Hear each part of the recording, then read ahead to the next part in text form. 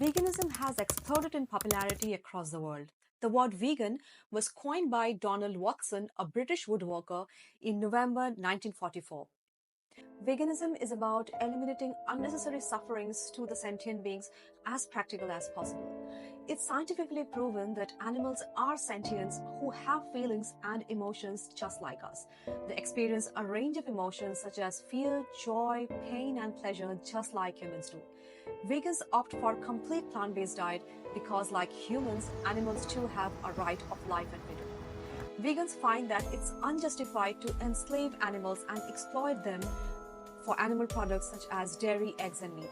To produce these products, there is unbearable amount of torture and abuse that these animals go through.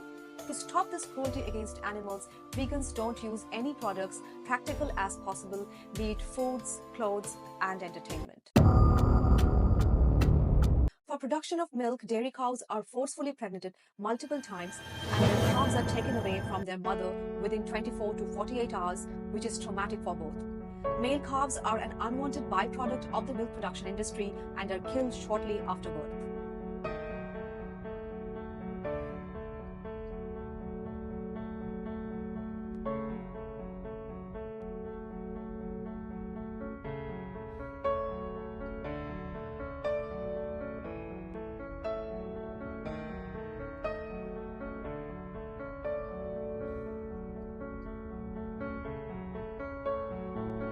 Similar in egg industry, a male chick is considered worthless.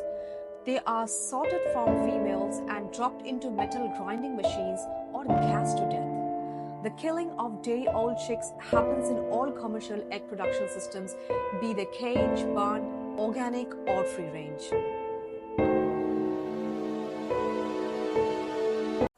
In a study for the United Nations, eating a vegan diet reduces the damage to the environment caused by food production. As a percentage of our total greenhouse gas emissions, cars, trucks, and power plants seem to be the biggest contributors to climate change. But the elephant in the room is that our consumption of meat is actually the leading cause. When its effects and byproducts are taken together, animal agriculture accounts for about half of global emissions. On average, each American eats 275 pounds of meat a year. That's like every man, woman, and child eating a quarter pounder every day for breakfast, lunch, and dinner. There are over 1.5 billion cows on Earth, and each one emits 65 gallons of methane a day as they digest their food. And methane is a potent greenhouse gas, trapping 25 times more heat in our atmosphere than carbon dioxide. And when it just comes to sheer waste, 2,500 dairy cows are equivalent to a city of over 400,000 people. Every minute, the animals raised for food in the US produce 7 million pounds of waste. But where does it all go? Into our waterways and oceans, of course, creating gigantic dead zones. To make room for all these farm animals, we've had to remake our planet. In Brazil, this means clearing the Amazon at an astounding rate. Every second, another acre of the world's rainforests are cleared. And as our most diverse biospheres disappear, every day another 110 animals and insect species go extinct along with it. Taking their place, livestock now covers 45% of the total land on our planet and uses 1/3 of our fresh water supply. To produce just 1 pound of beef takes over 2,000 gallons of water. And because we're so inefficient growing food to feed our food, in many countries, people are starving as vegetables that are grown all around them and should go to feeding them are instead fed to animals for wealthy people to eat. And it's not just land animals. We're pulling 90 million tons of fish from our oceans each year. For every 1 pound of fish caught, 5 pounds of unintended marine species are brought up along with it and discarded as bykill. So how can we, as individuals, solve this massive problem?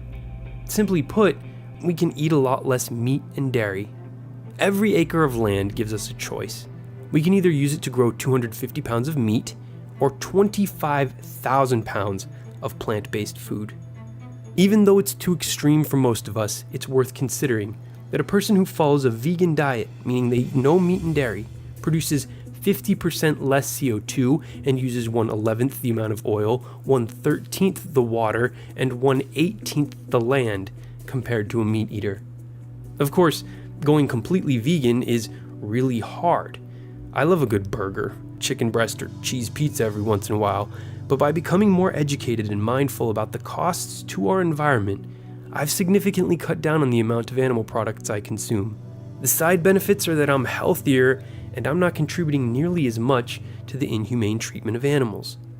The majority of Americans consider themselves environmentalists, but as more and more of us learn that our animal consumption is the leading cause of species extinction, ocean dead zones, water pollution, habitat destruction, and climate change causing greenhouse gas emissions, are enough of us prepared to make necessary changes to our daily lives to truly protect our environment? What about the health? Is vegan diet healthy?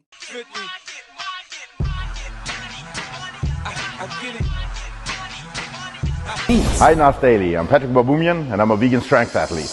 Growing up, Patrick loved superheroes like the Hulk and wanted to be like them. I love strength training because after my dad and my sister died in a car crash, it became my mission to be strong enough to protect people if they were in danger. But to become the Hulk, Patrick had to eat a lot of meat.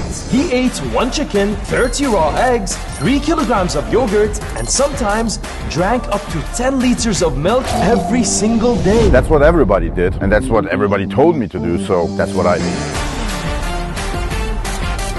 But everything changed on the day he rescued a crow. He was just lying there all helpless. He was the sweetest little thing. I had no chance. I had to take him in and take care of him. That's when he started wondering, how could he love this bird so much, but at the same time be okay with killing and eating hundreds of chickens? It didn't make sense, and he decided to give up meat overnight.